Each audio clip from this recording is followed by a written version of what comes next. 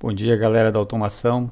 A gente vai começar aí um primeiro módulo do curso de automação com simulador CAD e Simo.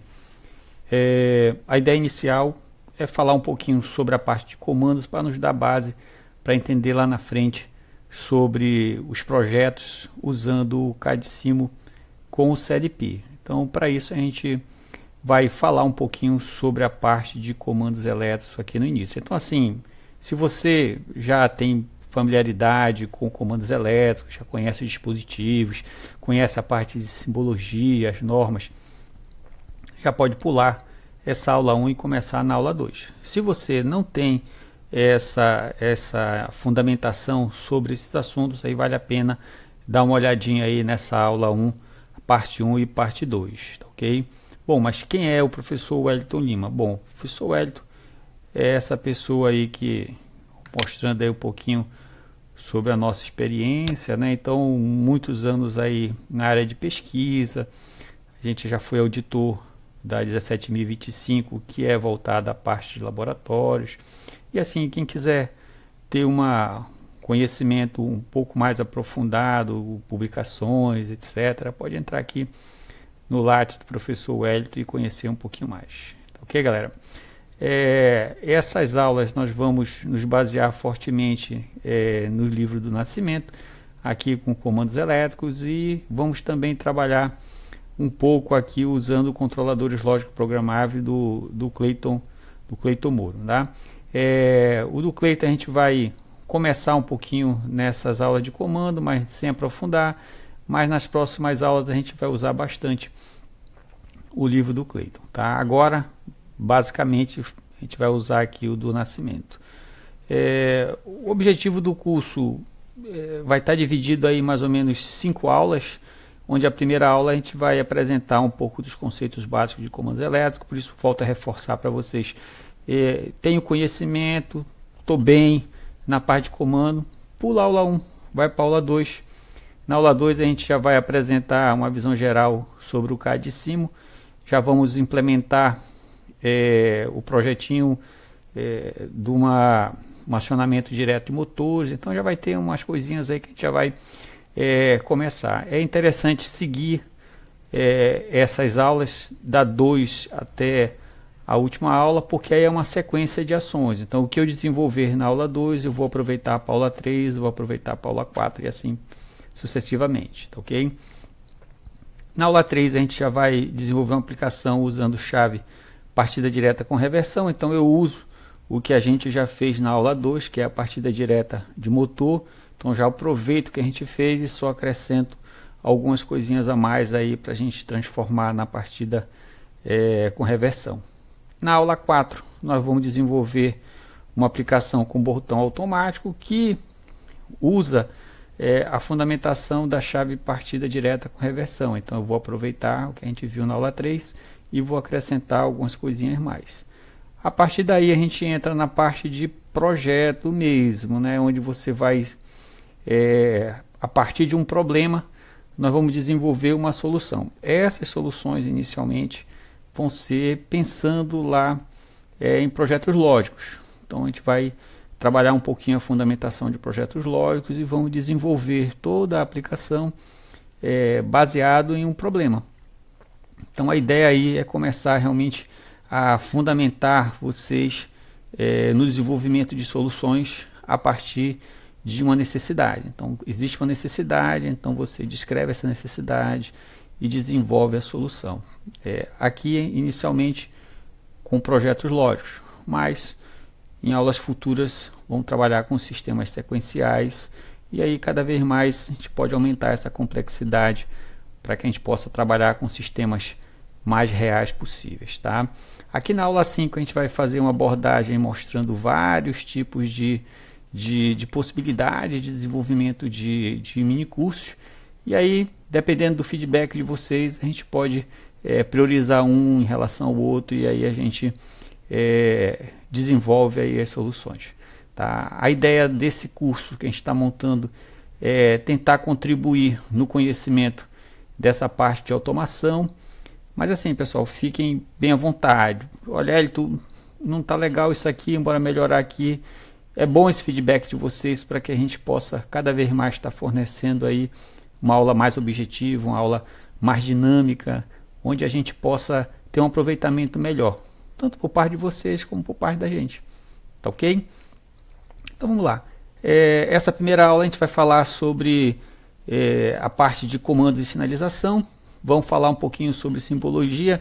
Essa aula, por ela ser um pouco grande, eu achei melhor dividir ela em duas. Então vai ter a parte 1 e parte 2. Na parte 1 a gente vai abordar essa parte de conhecimento, principais comandos e sinalização. Então vai falar um pouquinho sobre eles, falar sobre algumas simbologias.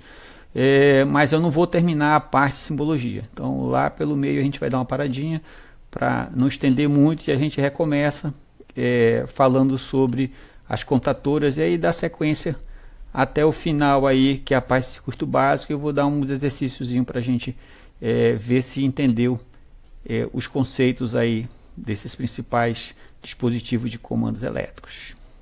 Ok? Nessa primeira aula a gente começa falando sobre botão de comando e comutadores, né? Aqui a gente já vê algumas informações importantes que vai aparecer em todos os cursos aí para frente nós. Todas as aulas para frente a gente vai abordar muito essa historinha dos contatos, normalmente fechados, normalmente abertos. Então, quem não tem familiaridade nesses assuntos, é bom prestar atenção aí e entender como é que esse negócio funciona. Bom, os botões, eles são usados em diversas formas dentro do sistema de controle e automação. Então aqui você tem alguns botões em que você pressiona e aí essa mola deforma, e aí o que acontece? Esses contatos que estão aqui, ó, esse aqui é o normalmente fechado. Então quando você pressionar, essa estrutura toda desce. Quando ela descer, ela abre aqui, ó. Então o normalmente fechado, quando fica ativo o meu botão, ele vai abrir. E o normalmente fechado, quando fica o normalmente aberto, quando fica ativo o meu botão, ele vai fechar. Então é lá, o normalmente fechado, quando fica ativo o botão, ele abre. O normalmente aberto, quando fica ativo o botão, ele fecha. Então se eu tiver uma lâmpada ligada aqui, energizei o circuito, vai ligar a lâmpada. Quando eu pressionar o botão, ela desliga. Já o normalmente fechado, quando eu pressionar aqui o botão, se tiver uma lâmpada ligada, ela vai ligar. Tá ok? Então os acionamentos aí são contrários. Aqui também tem o nosso comutadores, né? Então os comutadores, você gira a chave para essa posição, tem de 2 posições, 3 posições, aí dependendo do que você tiver como necessidade, você vai girando a chave e vai ajustando para a posição que você achar interessante, tá ok? A simbologia dos botões é apresentada dessa forma. Existem outras simbologias, eu não vou detalhar os tipos de simbologias, mas assim eles têm mais ou menos a mesma cara. Então nessa simbologia você tem o botão que é o botão com retorno por mola, que é o push button aqui, sem trava, né? Ela tem essa simbologia. O botão com trava, que é o botão que quando você pressiona ele trava, e para você destravar você tem que pressionar de novo, aí ele destrava. Ele tem mais ou menos essa simbologia. Algumas simbologias vocês vão encontrar com umas setinhas indicando que tem uma mola que retorna por mola, mas assim eu deixo vocês darem uma olhada nos livros, né? O livro do Nascimento tem lá uma boa abordagem sobre simbologias, tá bom? Aqui você tem um exemplo do nosso contato auxiliar. O contato auxiliar vai depender de um outro dispositivo que a gente vai ver mais adiante, que é a nossa contatora, né? Acionou a contatora, esse contato auxiliar ele vai fechar, nesse caso, né? Esse cara aqui é como se ele viesse para cá, para essa posição, e fechasse o contato. Então é normalmente aberto. O normalmente aberto, ele funciona mais ou menos aqui como tem um circuito. Imagine que essa carga aqui seja uma lâmpada. Então quando você acionar o botão, você vai fechar o circuito. Fechou o circuito, vai passar a corrente e aí você vai acender a lâmpada. né? Então é assim que ele funciona. Já o normalmente fechado, então o circuito já está fechado. Quando você aciona o botão, o que acontece? Abre o circuito. Então é algo desse tipo aqui. Então imagina que você vai acionar esse botão aqui. Quando você acionar o botão, você vai abrir o circuito. Abrindo o circuito, eu vou desligar a lâmpada. Assim, quando você energizar o circuito, a lâmpada já vai acender. Por quê? Ele tem uma chave normalmente fechada. Ok? Se você acionar o botão, ele vai desligar a lâmpada. Então, acionamento contrário aqui. E essas são as simbologias. Como o anterior, aqui é com trava. Então, você aciona o botão, ele trava, então vai ficar aberto. Você tem que acionar de novo para ele voltar à posição normal, né? Então, isso aí é simbologia de botões. Segundo a norma 62041, você tem aqui as funções relacionadas às cores dos botões, né? Então a cor vermelha do botão é usada como emergência. Por isso que quando você vai em algum lugar que tem uma máquina e vai ter um botão lá redondinho, vou mostrar depois, é o botão de emergência, ele é vermelho. Porque quando você aciona ele, ele desliga o equipamento. E você tem o botão verde, que é o botão liga. Então se você vai acionar uma máquina, normalmente ela é verde. Então você liga a máquina e desliga usando um botão vermelho, né? Aqui são outros botões, né? Então situações anormais, você tem aqui o amarelo, situações obrigatórias você tem o azul. Então existe umas regras para você usar os botões, tá bom? Então dependendo da cor vai ter lá uma função específica. Com relação aos sinalizadores, também a norma comenta, né, orienta para que você use a cor vermelha para situações de emergência. Nos comandos que a gente vai ver adiante, vocês vão ver que a gente vai usar o vermelho para indicar que o motor já está funcionando. Então, se você energizou o circuito, nós vamos acender uma lâmpada verde, indicando que o sistema está pronto para operar.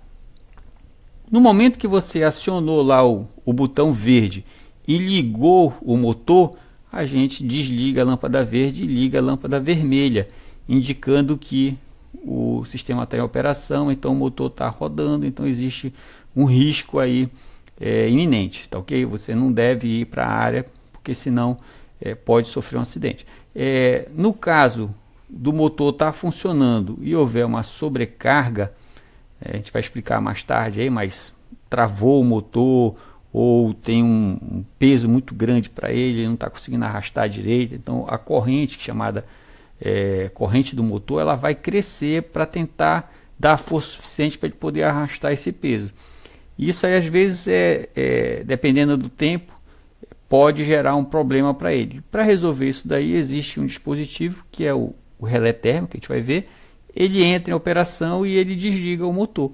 Quando ele desliga o motor, a gente normalmente liga essa lâmpada amarela aqui para indicar que o motor saiu por sobrecarga. Ok? Essas são as cores das lâmpadas. Então você tem aí, segundo a ABNT, 4 tipos. Essa é a simbologia das nossas lâmpadas, vão aparecer nos projetos. Então aqui é a simbologia da lâmpada. Aqui tem um painel montado. Aqui você tem a lâmpada amarela indicando lá se ela ligar, né, sobrecarga. As lâmpadas verdes pronto para operar. A lâmpada vermelha é que o sistema está operando, então está em situação de risco. Aqui o botão de emergência. Então se houver algum problema, pressiona, ele dá uma travada. Aqui tem um painel já funcionando, então a gente observa que os verdes estão ligados, então está pronto para operar, mas a máquina não está operando. Se ela for operar, vai ligar uma lâmpadazinha vermelha aqui, indicando que ela já está em funcionamento, né? Um outro dispositivo também bastante usado, principalmente para fazer uma interface com os nossos CLPs, aqui embaixo, são os relés. Então o relé é um dispositivo que desacopla o nosso CLP ou Arduino ou qualquer equipamento que você tiver aqui, lógico, para acionamento de cargas. Então ele pode servir como um dispositivo que desacopla o nosso sistema do sistema que usa uma corrente bem mais alta aí para frente. Aqui ele não tem contato, observa isso aqui, tá? Quando você energiza a bobina 1 e 2, você cria um campo magnético. E nesse campo magnético faz com que esse contato ele saia daqui e venha para cá. Aí ele liga aqui, ó. Então, se você tiver lá um motor ligado nesse terminal, quando você acionar a bobina, você liga ela para cá, liga o motor, né? Então, sem que você tenha aí um contato direto com o teu dispositivo eletrônico, né? Então, é um sistema bem interessante aí. Desligou a bobina, esse cara volta para a posição que essa mola puxa ela aqui para cima. E aí desliga o motor. Então, um dispositivo bem interessante. Aqui está um exemplo dele, que é o que é usado com os CLP, né? Esse é um módulo relé. Você tem aqui um relé também que é usado em painéis, né? Então você pode colocar ele no trilho aqui, chamado trilho DIN. Então encaixa ele e aí você usa o relé para fazer os acionamentos também, nesse esquema aqui, tá bom? A simbologia dele é essa daqui. Então você tem a bobina que vai de alguma forma acionar o contato comum aqui, normalmente fechado, normalmente aberto, para fazer os acionamentos lá para gente. Então, no mesmo dispositivo eu posso ter os dois contatos, né? A parte do relé, nós temos aqui o relé de sobrecarga, né? No relé de sobrecarga, ele é usado para proteger, então é um relé de proteção. Então você ajusta aqui, ó, a corrente máxima que ele deve suportar para não disparar. Então, se ultrapassar essa corrente máxima, ele dispara e ele manda um sinal através desses contatos auxiliares aqui, olha. Então, se você quiser proteger o teu equipamento, você vai colocar esse contato aqui, que é o normalmente aberto, no teu circuito de comando, que a gente já vai ver. Eu vou falar um pouquinho sobre ele aí, né? Então, esse circuito em série, quando houver uma sobrecarga, ele vai abrir. Quando ele abrir, é a mesma historinha da lâmpada que a gente mostrou ainda agora lá para vocês. Abriu aqui, desliga a bobina, e aí desligando a bobina vai desligar o equipamento que está ligado a essa bobina, né? Se for um motor, vai desligar o motor. Se for uma válvula, vai tornar a válvula para sua posição inicial e assim por diante, tá? Esse outro contato aqui do nosso relé, ele normalmente é usado para sinalização. Lembra da historinha lá, a lâmpada amarela quando há sobrecarga? É esse aqui que a gente usa. Então lá no comando que eu vou mostrar daqui a pouco, quando houver sobrecarga, esse cara vai fechar e aí a gente liga a lâmpada amarela, indicando para o operador que o equipamento saiu por sobrecarga. Bom, um outro equipamento também interessante na área de proteção é o relé falta de fase. O relé de sobrecarga, quando há uma falta de fase, as correntes elas aumentam, as duas correntes que estão lá ainda alimentando o motor. Só que o relé sobrecarga, ele pode demorar um tempo bem maior para poder perceber esse aumento de corrente e proteger o motor. Então, o motor ele pode vir a queimar se você tiver só o relé de sobrecarga, se houver uma falta de fase. Já o relé falta de fase, ele atua no momento que falta uma fase. Faltou uma fase, ele atua e aí você pode usar esse relé para proteger o teu equipamento. Aí faltou uma fase, ele entra e desliga o equipamento. Lembrando sempre que esses dispositivos eles atuam na parte de comando. Já vou mostrar aí para vocês. Então a parte de força ele indica aqui para você, mas você tem que usar os contatos aqui, normalmente aberto, normalmente fechado, dentro do teu circuito de comando. Já vou mostrar o circuitinho lá para vocês. Bom, além dos relés relacionados com a parte de proteção, também nós temos o relé temporizado. No relé temporizado nós temos uma certa quantidade aí de tipos de relés temporizados, mas assim, os mais utilizados aí normalmente é o relé com atraso na energização e outro com atraso na desenergização. O relé com atraso na energização, ele normalmente é usado quando você precisa acionar uma cargas em sequência. Então, se você acionar 5 cargas pesadas de uma vez só, isso daí vai acarretar um problema no sistema elétrico, né? Então, normalmente o fator de potência ele abaixa muito e isso daí não é interessante para a empresa. Normalmente isso está associado a algumas multas. Então, ou você tem um banco de capacitores lá forte para poder suportar essas coisas, ou você aciona as máquinas de forma sequencial. Liga, bota o relé para funcionar, daqui a 5 minutos ele mesmo já dispara, liga o segundo, aí o outro dispara, liga o terceiro, e assim a cada 5 segundos você vai ligando as suas cargas, né? Então eles não entram de uma vez, isso daí faz com que não haja esse problema na parte elétrica, né? Então a gente protege um pouquinho mais. E aqui estão as simbologias deles, né? Então nos projetos que vocês forem ler, deve aparecer alguma coisa de relé temporizado, ele vem com essa cara aí, tanto para a parte da bobina como para a parte do contato. Esse relé é um relé multifunção.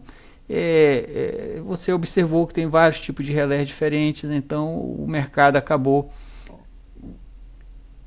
solicitando aí um relé com várias funções juntas, e aí a indústria preparou, né? Então você vai encontrar vários fabricantes onde você tem aí várias funcionalidades em um mesmo relé.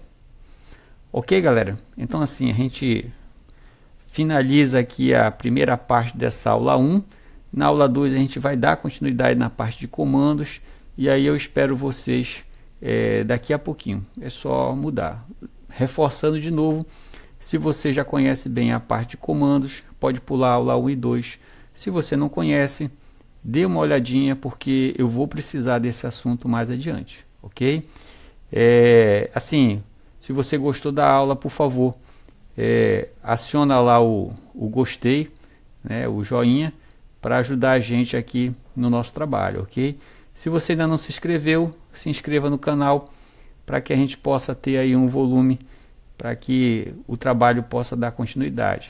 Se quiser entrar em contato com o professor Wellington, está aqui o número, Facebook e o e-mail.